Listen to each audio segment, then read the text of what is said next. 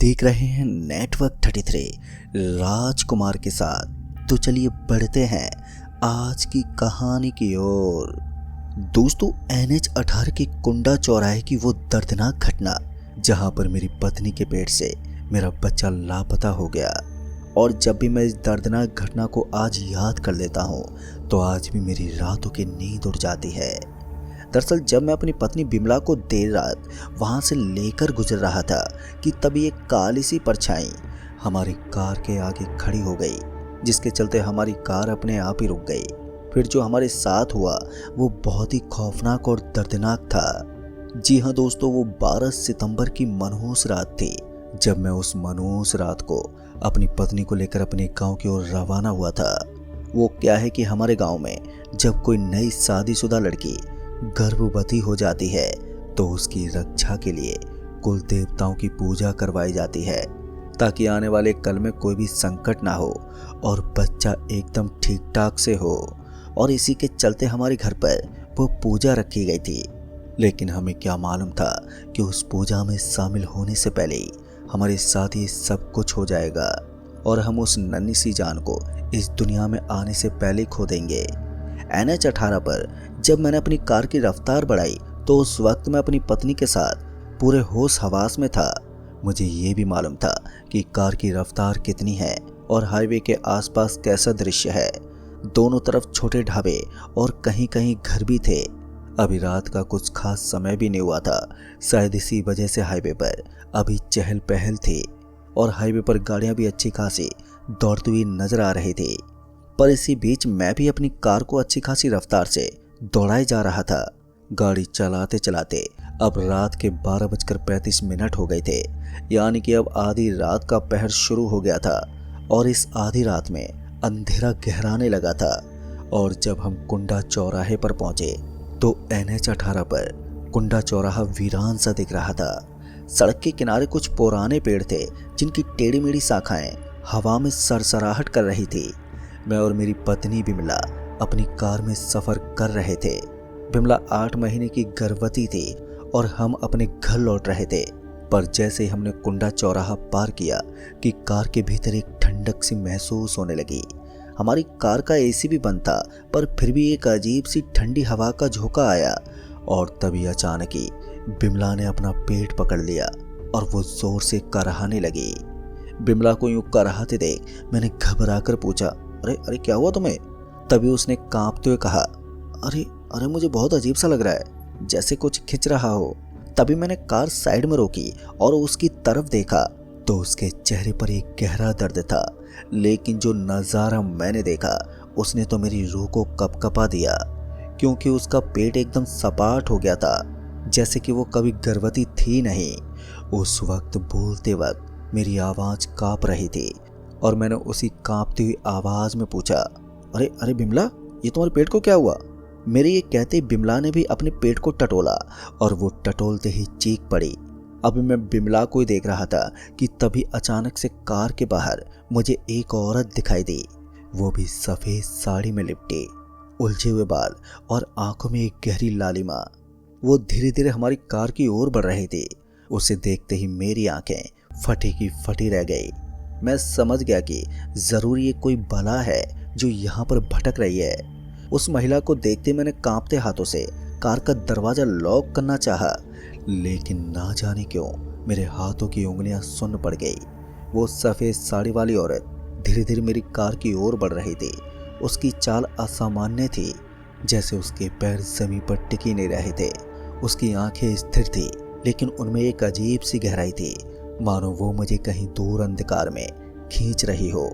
अभी मैं उस महिला को ही देख रहा था कि तभी बिमला एक जोरदार चीख के साथ वहीं पर बेहोश हो गई। बिमला को बेहोश होता देख अब मैं और भी ज़्यादा घबरा गया। मुझे डर था कि कहीं बिमला को कुछ हो न जाए। पर उस वक्त स्थिति को भांपते हुए पहले तो मैंने कैसे भी करके अपने आप को संभाला, लेकिन बिमला अभी भी बेहोश थी और उसकी सांसें भी अब हल्की हो चली थी, जिससे अब मेरा दिमाग सुन्न हो गया।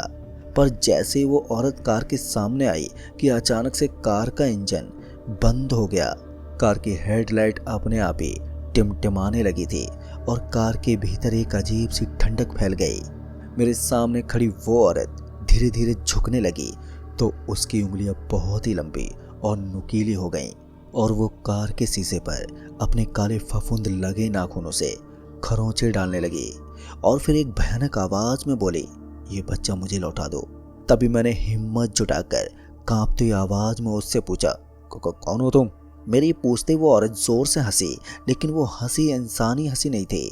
उसमें कोई गूंज थी, कोई अजीब सी दरार, जैसे कोई टूटा हुआ संगीत बज रहा हो। तभी मुझे एक और आवाज सुनाई दी, सालों पहले इसी कुंडा चौराहे पर मेरा बच्चा मुझसे छीन लिया गया था। मैं तड़पती रही, चीखती रही, लेकिन किसी ने भी मेरी मदद नहीं की। अभी उस महिला ने इतना ही कहा था कि तभी उसकी आंखों से खून की धारा बहने लगी और उन खून के बहते आंसुओं के साथ कहने लगी, अब जब मैं तुम्हारे बच्चे को ले चुकी हूँ तो तुम भी वही तड़प सहोगे जो मैंने सही थी। दोस्तों, इतना कहकर उस औरत ने शीशे पर जोर से हाथ दे मारा और अचानक ही कार जोर से हिलने लगी। मुझे ऐसा लगा जैसे कोई अदृश्य ताकत हमें जमीन से उठाकर हवा में उड़ा रही हो। तभी मैंने हिम्मत जुटाई और इंजन स्टार्ट करने की फिर से कोशिश की, लेकिन कार ने जवाब देना बंद कर दिया था।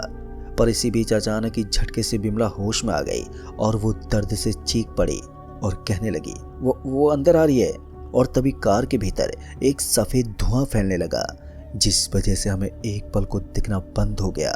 और फिर जब हमने अपनी आंखें खोली तो अब धुआं छट चुका था, यानी कि वो सफेद साड़ी वाली औरत धुएं में बदलकर अब गायब हो गई थी। कार के अंदर का माहौल भी अचानक सामान्य हो गया। जो ठंड थी अब वो ठंडक भी खत्म हो गई थी। और जब मैंने कार का इंजन स्टार्ट किया तो इंजन बिना किसी रुकावट के चलने लगा और हेडलाइट भी स्थिर हो गई। लेकिन मेरे और बिमला के दिलों की धड़कनें अभी भी बेतहासा चल रही थी। बिमला ने धीरे धीरे अपने पेट पर हाथ फेरा तो वो सिसक पड़ी। तभी मैंने उसे कसकर पकड़ लिया और उसे शांत करने लगा, लेकिन हमने बिना एक पल गवाए कार आगे बढ़ाई। पर जैसे हम वहां से कुछ दूर गए तो मुझे अचानक ही एहसास हुआ कि कुछ तो गड़बड़ है, क्योंकि कार की पिछली सीट से हल्की हल्की सरसराहट की आवाज आ रही थी। और जब मैंने रियर व्यू मिरर में देखा तो मेरा तो खून ही सूख गया, क्योंकि पीछे की सीट पर कोई बैठा हुआ था जो एक छोटे बच्चे की आकृति जैसा था। उसकी पीठ मेरी ओर थी और वो धीरे धीरे आगे पीछे झूल रहा था। तभी मैंने कांपते हुए कहा, बिमला पीछे मत देखना। मेरे ये कहते बिमला एकदम से घबरा गई और बोले, क्या? तभी मैंने धीरे से ब्रेक लगाए, पर तब तक वो आकृति अचानक से हिलना बंद हो गई। और जब मैंने उसे ध्यान से देखा तो वो आकृति मुझे घूर रही थी।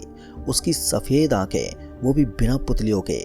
ये देखकर मेरी सांस एकदम से अटक गई। इससे पहले मैं अपने आप को संभाल पाता कि तभी उस बच्चे की फुसफुसाहट गूंजी, पापा। उसकी आवाज एकदम ठंडी और अजनबी थी।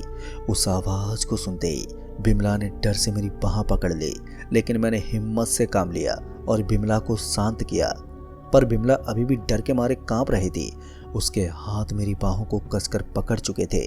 उसकी उंगलियां ठंडी हो गई थी और वो बुरी तरह से कांपने लगी थी। लेकिन मुझे किसी और चीज ने सुन्न कर दिया।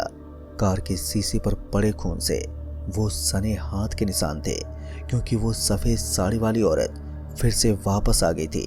अचानक ही कार के अंदर फिर से भयानक ठंड फैलने लगी। शीशे भी धुएं की तरह सफेद हो रहे थे। इंजन अब भी चल रहा था, लेकिन कार जैसे किसी अदृश्य जाल में फंस चुकी थी। फिर अचानक ही कार के शीशों पर खरोंचों की आवाज आने लगी। ऐसा लग रहा था जैसे कई हाथ एक साथ कार को अंदर से नोच रहे हों। पर बिमला ने चीखते हुए अपनी आंखें बंद कर ली और कांपती जुबान से बोला, हमें यहाँ से निकलना होगा। अब ये सुनते मैंने तेजी से एक्सीलरेटर दबाया, लेकिन कार अब आगे बढ़ने की बजाय झटके से बंद हो गई। और फिर तभी पीछे की सीट पर बैठा वो बच्चा जोर से हंस पड़ा और बोला, अब तुम नहीं बच सकते। दोस्तों, अब कार के अंदर घना अंधेरा छा चुका था। हवा इतनी ठंडी हो गई थी कि मेरी सांसें भी सफेद धुएं में बदल रही थी। पीछे बैठा बच्चा अब जोर जोर से डरावनी हंसी हंस रहा था कि अब तुम नहीं बच सकते।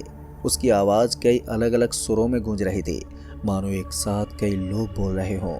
बिमला के शरीर में हलचल शुरू हो गई थी और उसके पेट पर बने काले निशान और भी ज्यादा गहरे हो चुके थे।